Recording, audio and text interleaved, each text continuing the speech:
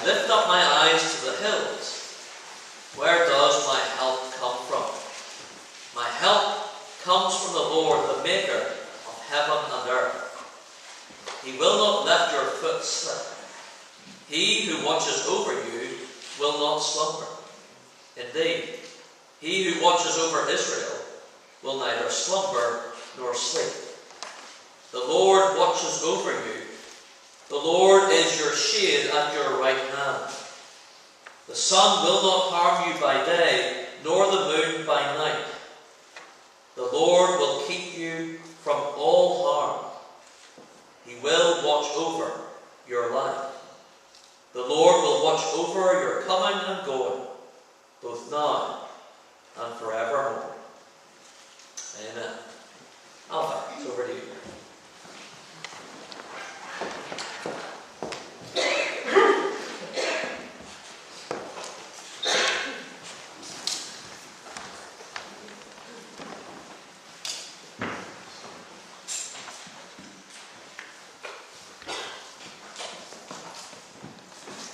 Well, just before I get into the interview with Jim, I would like to just say that this is the first in a series of special testimony evenings.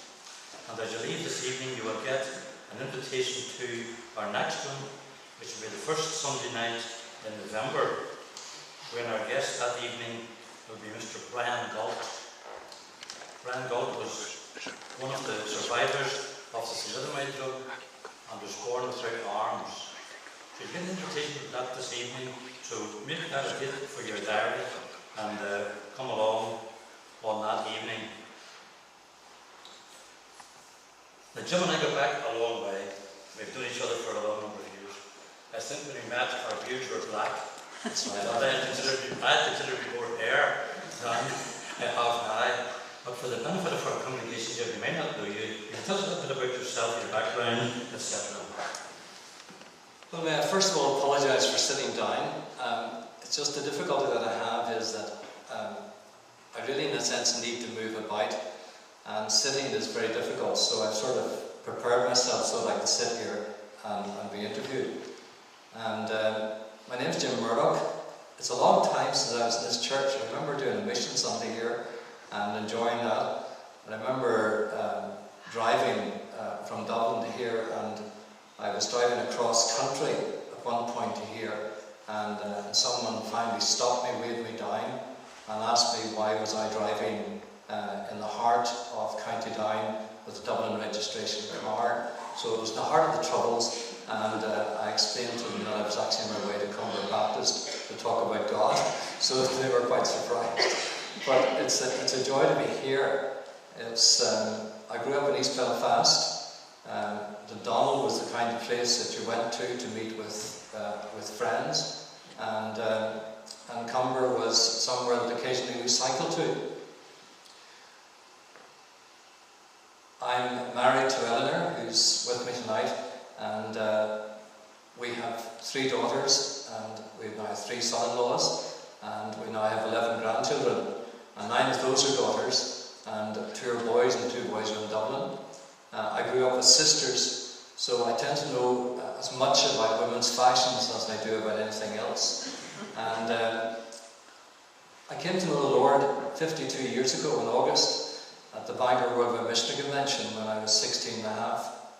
And I came to know the Lord because I was determined that I was not going to go to another meeting connected with the Bangor World Missionary Convention. My parents had arranged a week's holiday so that they could go to those activities. And I was determined that on Sunday afternoon I was definitely not going to be at a meeting. I had been at one that morning, and I knew would be at one that evening, and there was a youth service afterwards, so that sounded like a third one. So I was determined that I was going to miss the afternoon one. And yet I found myself at where Picky Pool was, where the Swans are in Bangor. And in those days you would have had something about somewhere between 700 to 800 people who would have gathered on a Sunday afternoon to listen to missionary reports given in the open air. And so I found myself mixing with the crowd. There were people there who assumed that because I was brought up in a Christian home, that I too was a Christian. The one attractive thing that day was that there were two young, very pretty girls on the platform. And when you're 16 and a half and you see two girls not much older, at least it makes going to church, whether it's inside or outside, a bit more reasonable. And then one of these girls shared how that she had, in the summertime, been working in Monaghan and Cavan, and she'd been talking to people to whom the Bible was really not very well known. And I remember just standing there, absolutely stunned, because I had cousins who were missionaries in Africa. We supported friends who were missionaries in India. A former teacher was a missionary in Egypt. And here she was talking about people who lived just a couple of hours down the road. And then as I thought on that, as she was talking, I remember very clearly realizing that I had never accepted Jesus Christ as my Saviour. I never thanked Him for coming to earth to live for me a perfect life and to die in my place instead. And I asked Him to forgive me. And I asked Him that I might one day tell people about Him. And so the Lord very graciously saved me and very graciously called me that day to find a way of preparing myself for ministry. That was to lead eventually to the Irish Baptist College in 1967. Eleanor and I were going together, and then we discovered that if you weren't engaged to be married before you went into the college, you weren't allowed to get married until you finished college. Eleanor, in the province of God, was an orphan, and so she was living on her own, and her dad wasn't there to say no to me. So I asked her would she marry me, and we decided that it would be cheap for us to live together. She agreed to starve, so that two could live as cheaply as one. And so we married, and I went to college, and Eleanor went out to work to keep me there. And I remember my first Christmas, the job that I was to do fell through, and so I ended up spending the Christmas holiday, just doing some walking up the end of the street and buying the food for the evening, preparing that meal. And then one day an elderly gentleman approached me and he said to me, "That young wife of yours is a hardy wee woman. Why are you not working?" So the whole street was looking after my Eleanor. But that's 47 years ago, and we're just amazed at what God has done for us. Over those years, I've served God as a missionary with Baptist Missions for 14 years, 1970 to 76, working out of Dublin and across the Republic. And then I came to Craigavon and Centre Craigavon as their first pastor and saw the church established there. And then we went back to Dublin to work in Dublin at Pittsburgh Church, which is now Jamestown Road. That's when I met Alfie. And then into Baptist Missions, 1982 to 88. And the work that I did then was travelling across the country, helping to develop small groups that were coming into being under God. And then in the middle of all that, things went wrong. But I eventually, after some years, came to Finicky Baptist Church, and then found myself unable to work. And then God incredibly invited me into the Baptist College through the care of the college, and that's why I eventually was a teach steward, and I continue to be involved with the college up to this time. I'm now the granddad there. That's about it, I think. Would you like to go into some details, Jim, about your particular health problems? I noticed that the sign says live with pain. Eleanor always says to please make sure that's not her. Okay? I live with a loving wife, and maybe she's the one who has to live with the pain. But the reality is that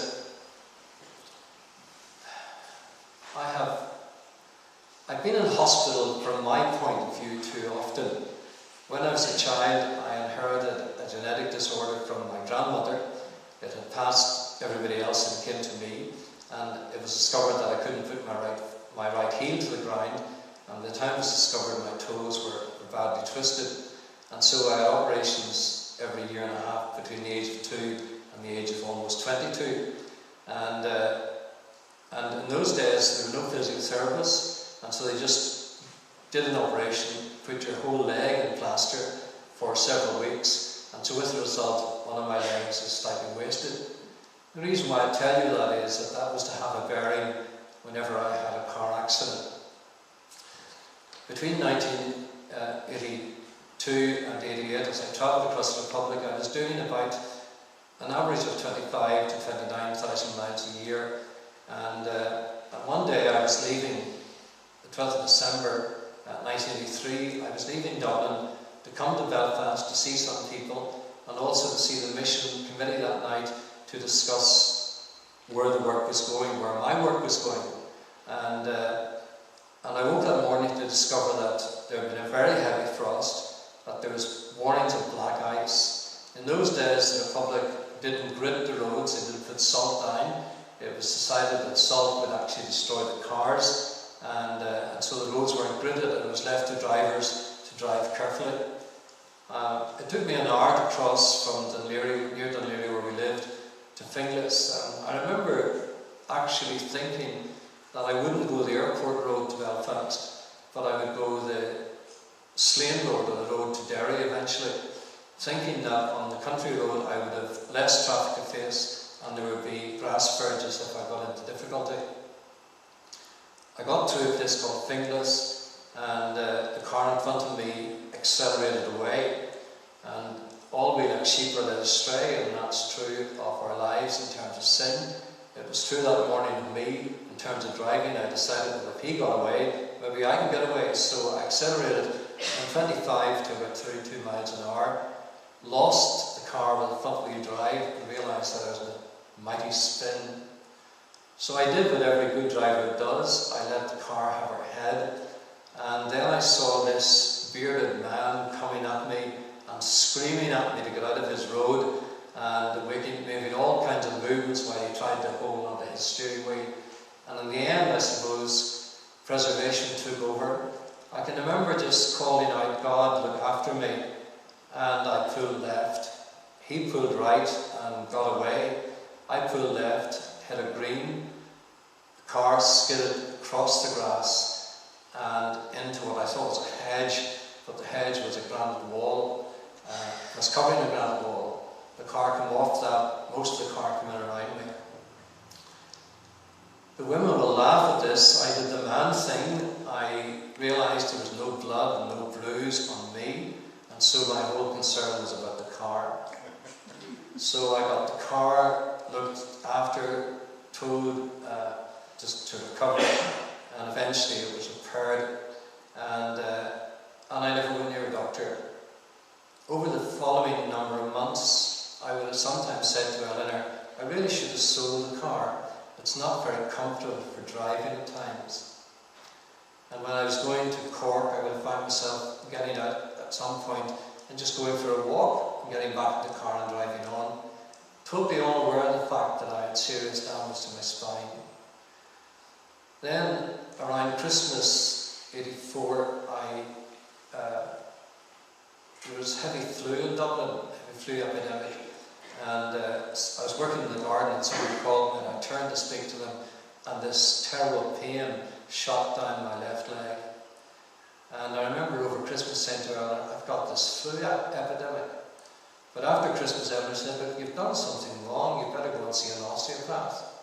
So I went to see an osteopath, and he said to me, "You need to see a surgeon. Have you been in an accident?" And I said, "Yes, a year ago."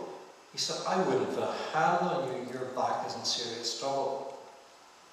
So it's hard to believe that I would have gone to a year and have no pain. So that's why I say, if you have an accident, go and see a doctor.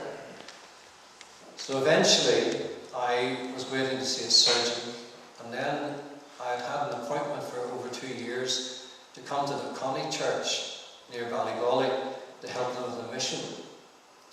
And Eleanor pleaded with me not to go. My GP ordered me not to go. The physiotherapist who was giving me some physio was so angry with me, and I actually had to take her a bunch of flowers to apologise to her. But I still foolishly went. I say foolishly because it was in the diary. And I thought, I can't let this church down. I've agreed to go 2 years ago. And I said, look, I'll go up a train and someone will collect me in Portadown. And one night, not very long into the mission, that I really shouldn't have been at, we prayed and folks went out of the vestry. I went to pick up my Bible and I hit the floor. And I ended up throwing hymn books at the door until somebody realised that the speaker was very late in coming out. And I found myself in the Gannon Hospital. And that was eventually to lead to 5 major spinal operations. One of them was 8 hours, one was 10 hours. And from 1987 I've lived with lack of mobility, and I've lived with chronic pain from 1987. And yet, I'm not supposed to be able to walk. I was told that I was to go home at one point and get a bed downstairs, give up work, and be on Valium and painkillers for the rest of my life. And I remember breaking into tears and saying, I can't live like that, I'm 42 years of age. And they said, well, unless a neurosurgeon will do something. But the orthopedic surgeon, Mr. Ian Adair, who's now retired, Ian Adair said, I would like to see Mr. Tom Fannin, but I haven't been speaking to him except on the phone for about 7 weeks, but I'll try and see can I find him. And I went to the little phone that was on the ward, put some 10p's in it, rang a friend and asked his friend, because I couldn't contact Eleanor that day, and I rang his friend and said, would you please pray that this man might be fine? Put the phone down and the voice said, are you Jim Murdoch? I said, yes. Would you mind going online in the bed? My name is Tom Fannin. And Ian Adair had walked out of the ward and literally bumped into Tom Fannin, who he hadn't seen for those 7 weeks. Mr. Fannin said to me after a few minutes, can you not feel that? And I said, feel what? He said, I've been working with your left foot. And I hadn't felt that at all. So he took me to surgery, and one surgery, which he expected to last for half an hour, lasted for several hours. And eventually there were 3 more surgeries, one of those 10 hours. 4 more surgeries. So, 5 surgeries altogether. I had 2 with orthopedics and then 3 with neurosurgeons. And then from 1987, I've lived with chronic pain. Sorry, that's too much detail, I'm sure. In those times, Jim, the difficult times, did you find it difficult to trust God? And did you ever question, where is God when it's hurt so much? The simple straight answer to that is yes. Not so much where is God, but why doesn't God do something about this? It seems such a waste of energy, such a waste of time. It seems such a waste of resources. I cannot ever thank God enough for the care of the Royal Victoria Hospital and Musgrave Park Hospital.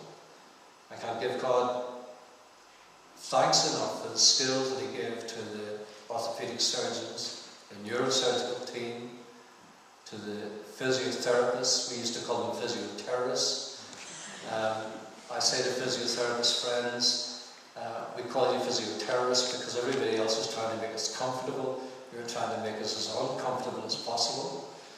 But if it wasn't for physiotherapists, I wouldn't be able to mobilise. And to occupational therapists, and to one in particular, Marlene Law, who's working with people with brain damage, I found myself in that ward because the ward that I was in, the orthopedic ward was being, neurological ward was being renovated, and I was put into the small side ward. I was the only person in the ward who didn't have brain damage. And Marlene would sometimes just talk to me for the sheer relief of having someone who could have a conversation with her. She discovered that I was a believer, and I discovered she was too. And we often fellowship together. And later on, she was to approach me when she saw me waiting one day and realised that I was having incredible difficulty just getting from here to about where that front seat is. And she offered to do pain management with me. But my problem, Alfie, really was that I had known the Lord since I was 16. I had preached about the Lord in Ireland and across the water. I believed in a God who's sovereign. I believed in a God who is deeply and intimately interested in us. I didn't know you were going to read Psalm 121, but it's a psalm that we call our psalm. There was a time when I was preaching on it, and I was preaching on how that Psalm 121 talks about God being our helper, God being our keeper, God being our preserver. And I remember as I talked about that psalm that morning in Grosvenor Road Baptist Church, somewhere in the back of my head, I can remember distinctly thinking, will you believe this tomorrow morning, Jim Murdoch? And on Monday morning then we went to the clinic, and the phone rang about an hour later, and it was Eleanor to say that the baby in her womb had died. And we went through 10 days where she had to carry that baby because it wasn't possible for the baby to be removed from her. And we went through those 10 days proving God. And so I knew God could step in. I remember not very long after being in Dublin, holding a 17-year-old lad in my arms when he died from a heroin overdose. And I remember talking to a young man down off the roof of what is Brown Thomas store in Dublin. I had talked to people across the country. I remember a man of 83 standing in tears in County Galway. As a young man said to me, will you go away and let us sell these horses and cattle and stop annoying us with your speaking? And this 83-year-old man turned around and said to him, will you just shut up? He said, I'm 83 and no one has ever told me that Jesus Christ died to save me. I want to hear what this young fellow is saying. I was young in those days. And it was a joy to talk to that man and to answer his questions there as he threw them at me, fast and furious. And as he said to me, you get nothing for nothing, and you're telling me I can be sure of going to heaven for nothing? And I said, well, not for nothing, but because the Lord Jesus Christ came and lived a perfect life, satisfied God, and then died, and was actually abandoned by God for you and for me. He paid the price for our sin, and therefore I can have forgiveness when I thanked him for doing that, and you can have that forgiveness. And there in front of the crowd, he just took the cap off his head, bowed his head, and he looked at me and he said, my heart is full of joy. I have known that God preached such a message. I've seen God transform lives. And then I lay in the Gallon Hospital in terrible pain, not knowing what was wrong with me, wondering how it was that I was 73 miles from Eleanor, wondering what was going to happen. I remember one Sunday, the IRA very kindly blew up a theatre in Musgrave Park, which put all the surgeons back for several weeks. And I was being in Dungannon within 2 weeks, and it took 7 weeks. And the folks in the Dungannon church were very good, and the Connie had come in and bringing me lovely goodies, but I was in terrible pain. And no one quite knew how to help me.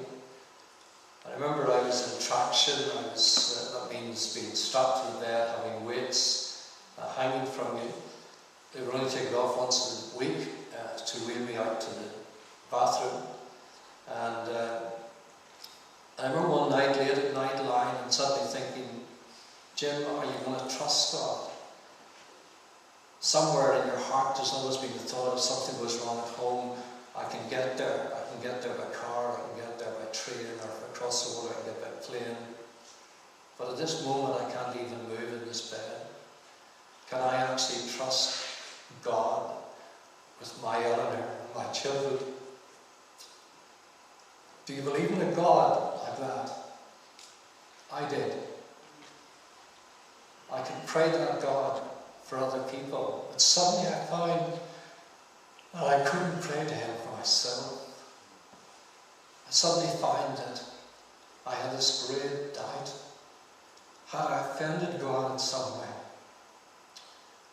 And I remember reading that in Hebrew. I knew Hebrews 11, and I knew Hebrews 12.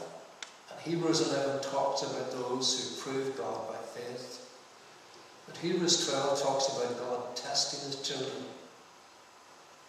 I remember saying, Lord, are you disciplining me? Lord, will you show me if there's sin in my life? And we are sinners. And if you're here tonight and you're not a Christian, you're a sinner and you need God's forgiveness. But I want you to know that those of us who are Christians don't think of ourselves as holier than others. We are sinners too. The only difference is that grace covers our sin. And I remember saying, Lord, search me, show me if there's something wrong. I remember asking for forgiveness for my spiritual pride that had led me to feel that I couldn't bring the Connie and say, look, there's something wrong and I'm ready to see a surgeon. Can someone else preach? That was spiritual pride. That wasn't the fault of the Connie church, it was my fault. I repented of that. I asked God to forgive me if in any way I ever sinned against him. And I asked him to heal me. Joni Eareckson Tada had been paralysed when she was 17. And she was not Joni Eareckson then.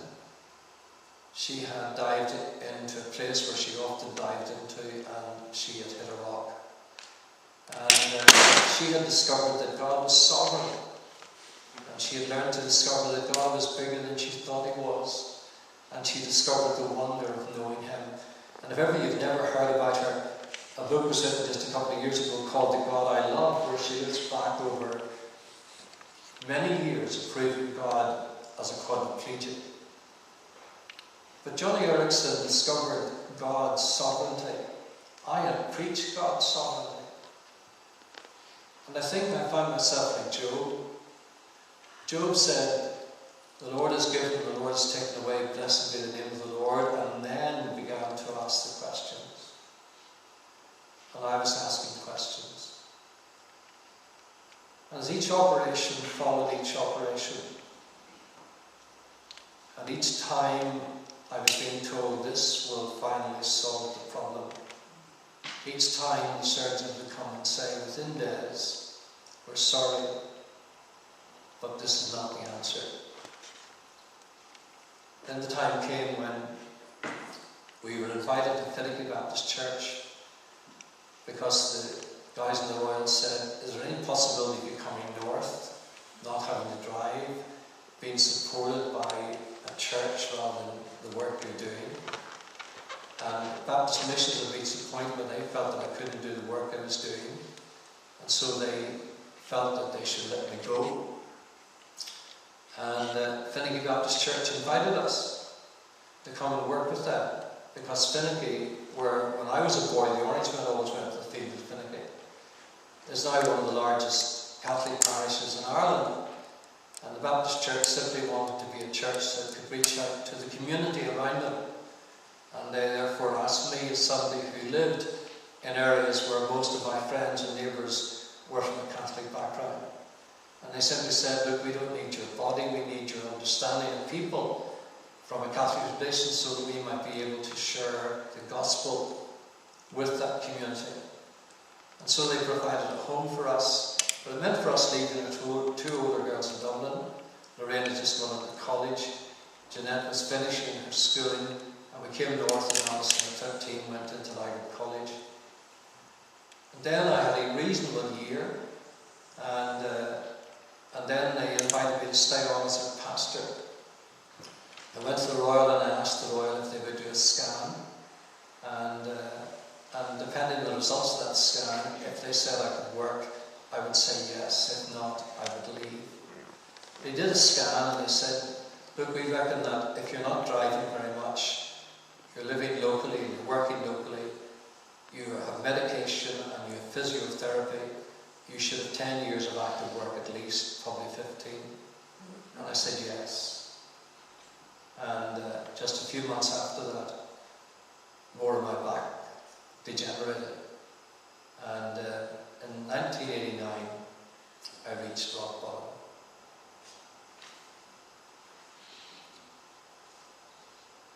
Do you want me to say anything about rock bottom?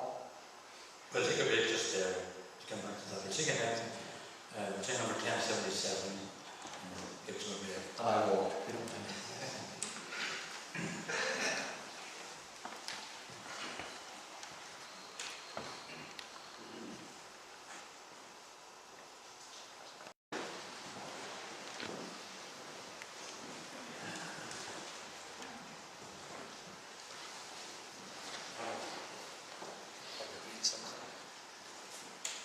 If I could read something here, because I was asked if I would, in 1990, write some of my thoughts. No area of my life is unaffected by this pain, and I find it difficult to measure the loss of quality in order of greater or lesser importance. However, here goes. Loss of freedom, independence, loss of settled peace and contentment, loss of confidence. Will I be able to do this?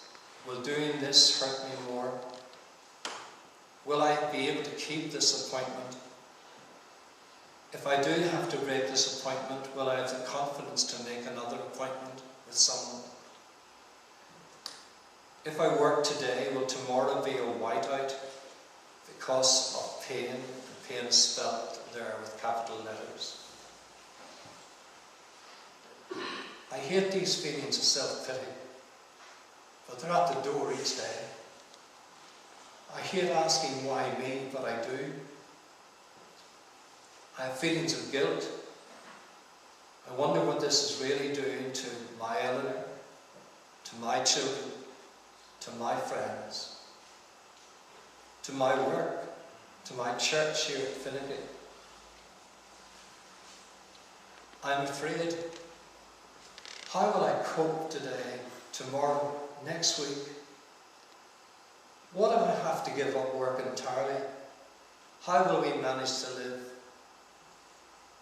How will I find life to have any meaning anymore? Am I going to be very old before my time? My deepest fear is that I will cease to trust you. I will cease to trust you as my Heavenly Father. Added to that is my fear that if I cease to trust God, that my loss of faith will hurt others. I'm afraid for my Eleanor. I'm afraid for Finnegan Church that it will suffer because of my being here as pastor and not fulfilling that role. I'm grateful for the medication, but I know that the side effects are affecting me. I guess underneath it all, I'm afraid of being useless. There are things that I miss. The freedom to attend worship services. The freedom to go walking. The freedom to go driving just in the countryside with Ellen and the girls on a day off.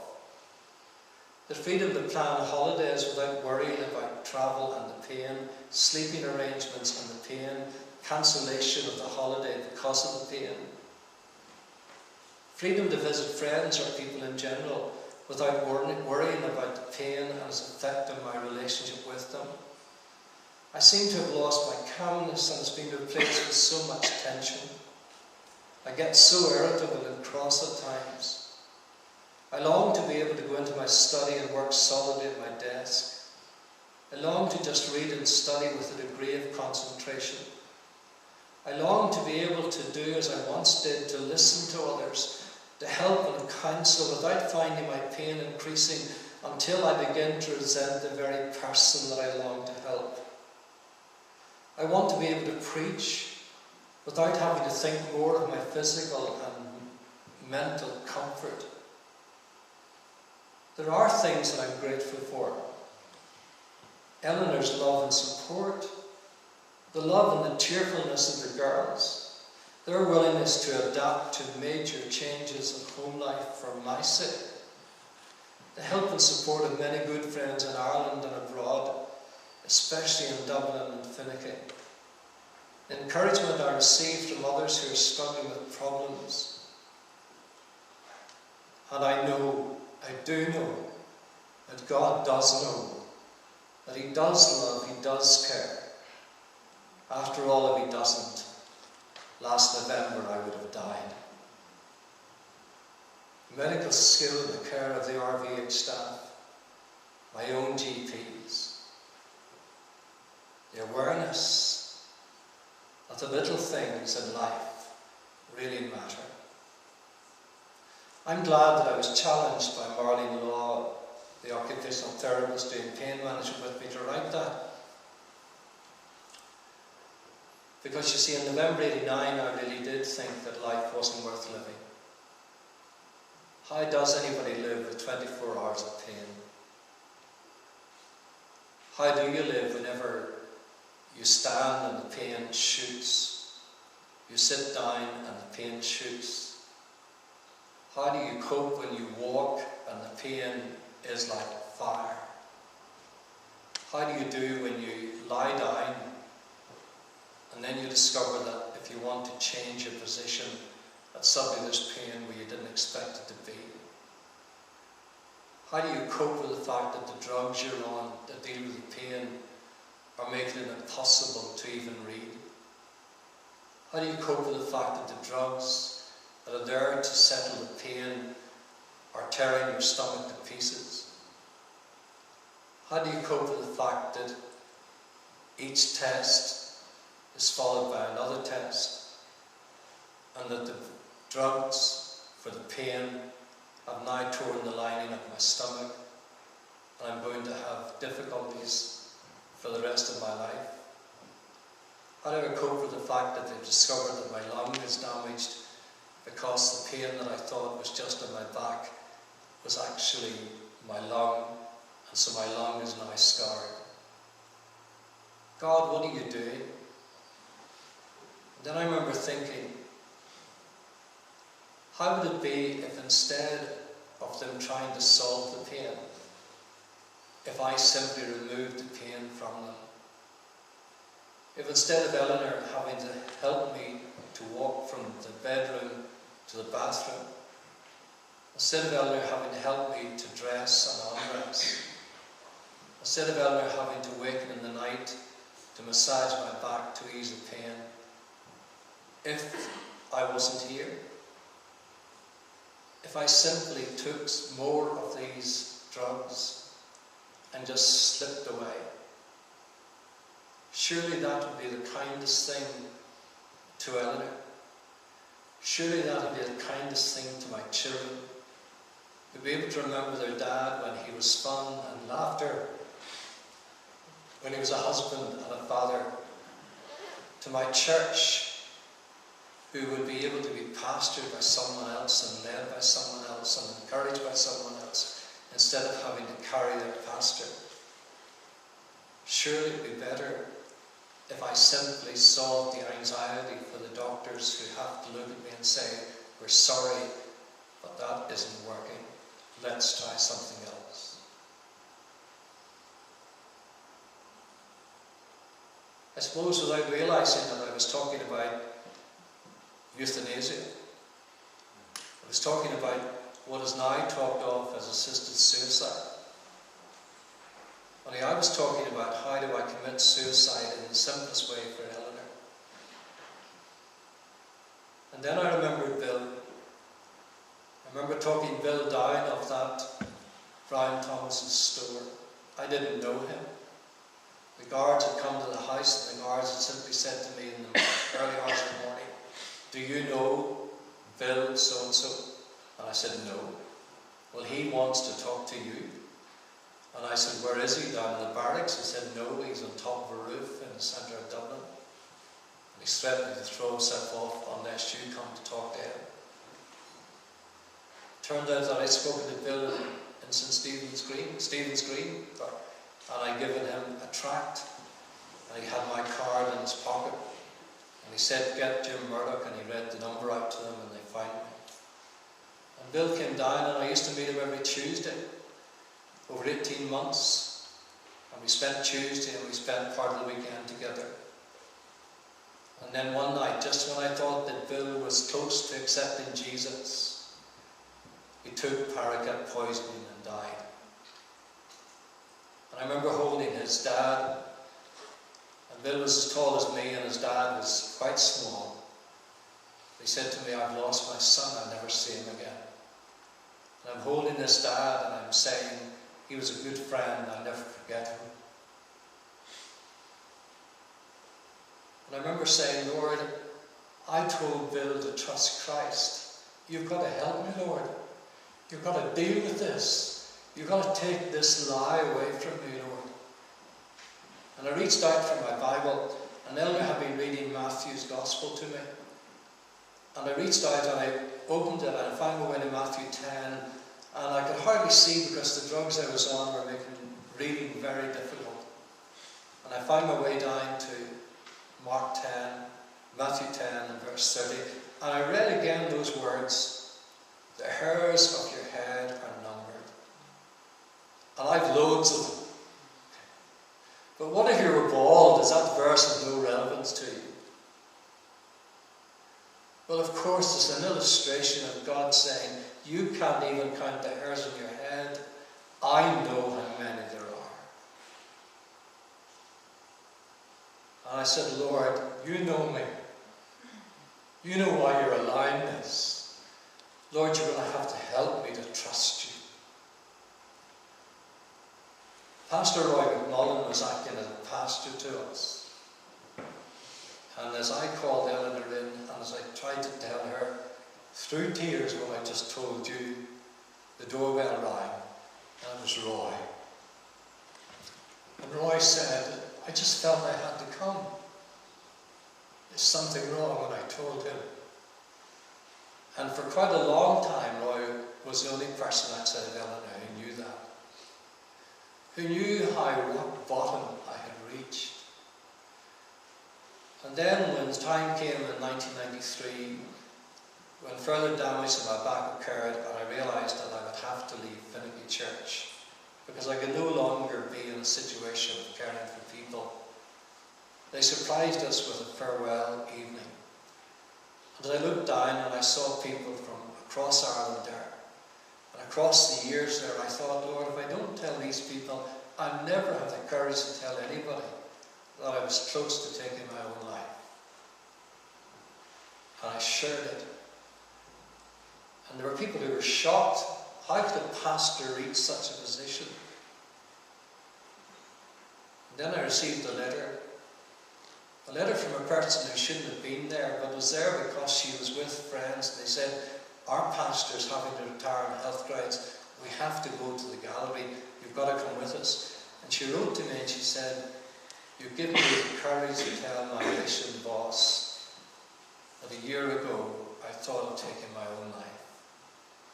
And she said, "I found nothing but love and care." You see, the devil attacks us, and suffering distorts. And the devil used the suffering that I was in to make me think that I was useless and worthless. Not long after that, after Eleanor and the girl, Eleanor told me that day that I shared with her, "Look," she said, "I don't mind how many times I have to help you on and off the toilet. I don't mind how many times I have to care for you. I love you." And not long after that, someone in Finicky Church prayed, and someone wrote it down, not knowing what I'm telling you, what I've told you now. They didn't know how bad things were, but they wrote this down because someone prayed it, and the person who prayed something like this: "Lord, thank you for trusting us as a church to give us Jim Murdoch so that we could care for him." And then in 1993, I was out of work. And what a relief. What a relief to be free of caring for others. What a relief of just being able to simply be.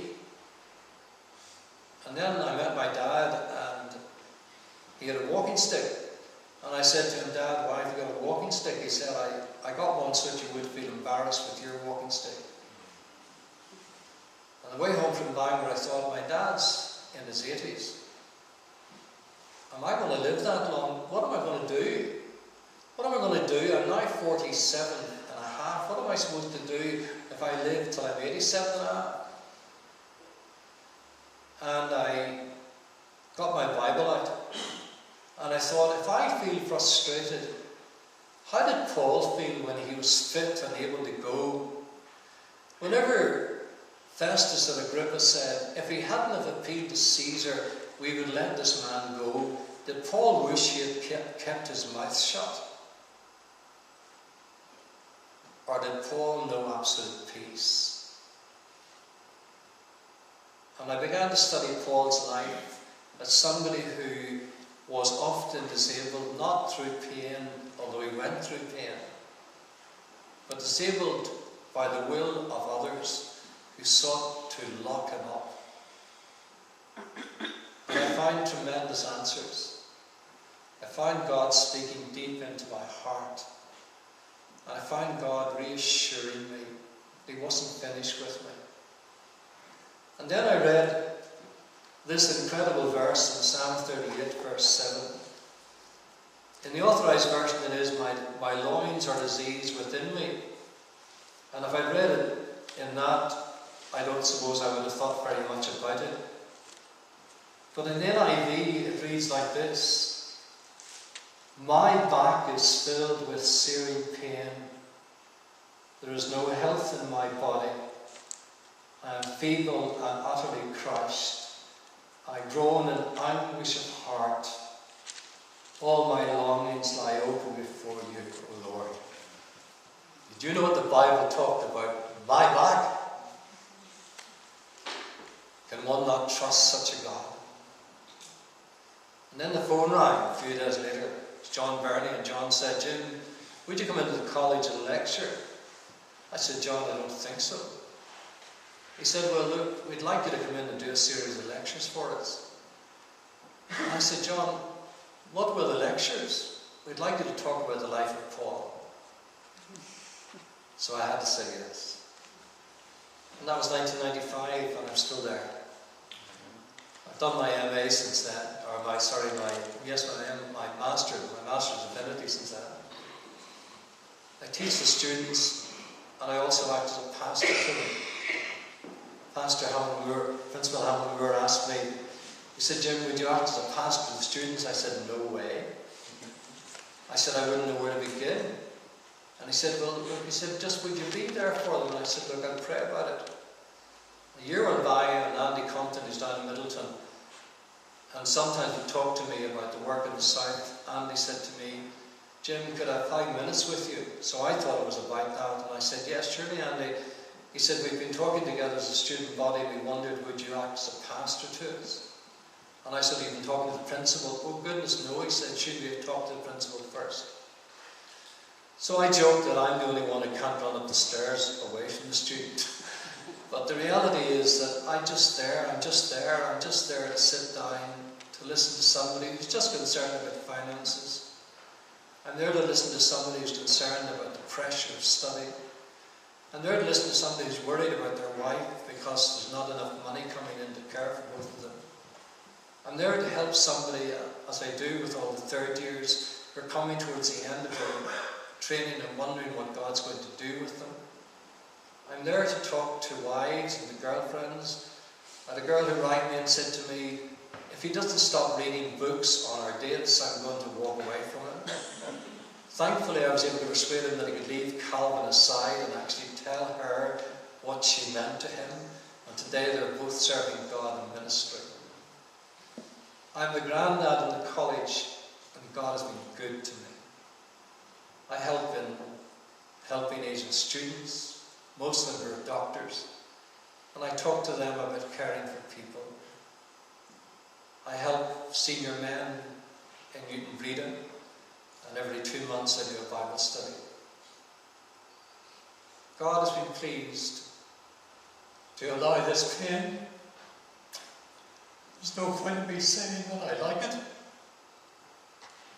There's no point in me saying that I wouldn't wish him to take it away. I also know that it's not the pain that other people have. I have my elder. One of our friends this week went to be with God. And his young wife has left. Younger than us, that is. There are people who suffer depression. If I suffer depression, it's because of the pain and the lack of mobility. There are people who suffer depression and it's just a darkness and they can't grasp hold of it, just as you can't grasp hold of smoke. We have 11 grandchildren. There are people who long to have a child and have not been able to have one child. There are some people who have had one little child and they've seen that child reared only to be snatched away from them, murdered by someone else, or taken away in some illness. I'm not an expert in pain. Sometimes I have to take a big stick to myself and I have to read Johnny Erickson and I have to realise that Johnny is quadriplegic. I can move my arms and do whatever I want with them. Johnny sometimes says to me, as she writes in one of her writings, "What's your daydream today?" Would it be just to be able to walk? And for me it would be to be able to walk in the mornings, or to be able to walk along by Bangor without having to ask for help. For Johnny it would be just to open the fridge door by herself. But I do live with pain. God has a sense of humour. When I was a missionary and doing all those miles, thousands of miles, my cars were never less than 5 years of age when I bought them. I literally used to have to pray that the Lord would keep the car on the road.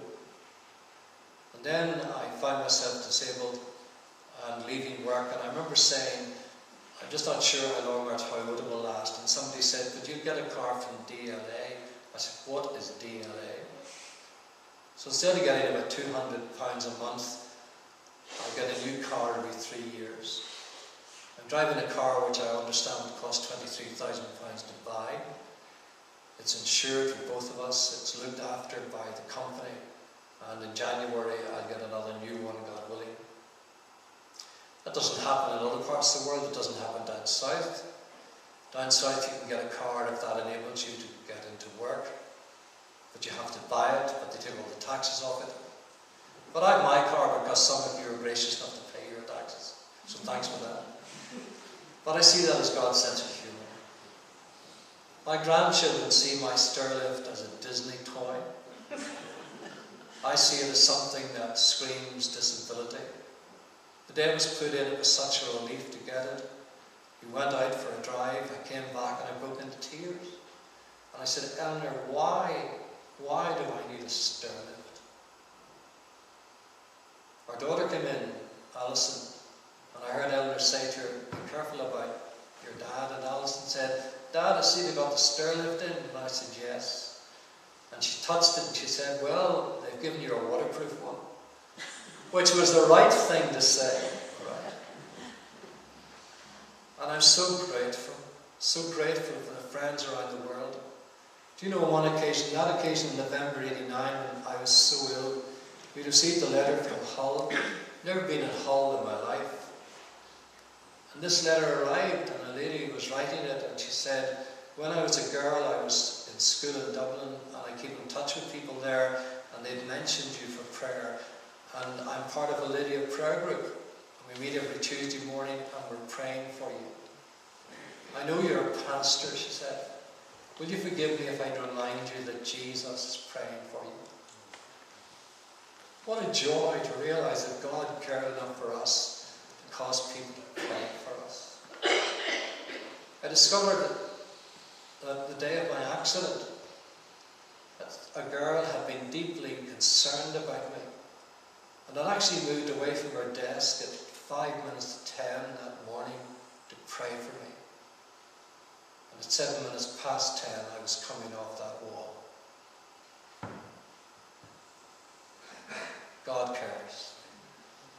I can only tell you my story. Some of it I hope hasn't bored you too much. A tiny bit of it might be helpful to some. If I can talk with you more, then I'd be glad to do that. But thank you for your patience. Thank you, Alfie. Jim, thank you very much for your openness this evening, and just trust that God will continue to use you. Thank you very much.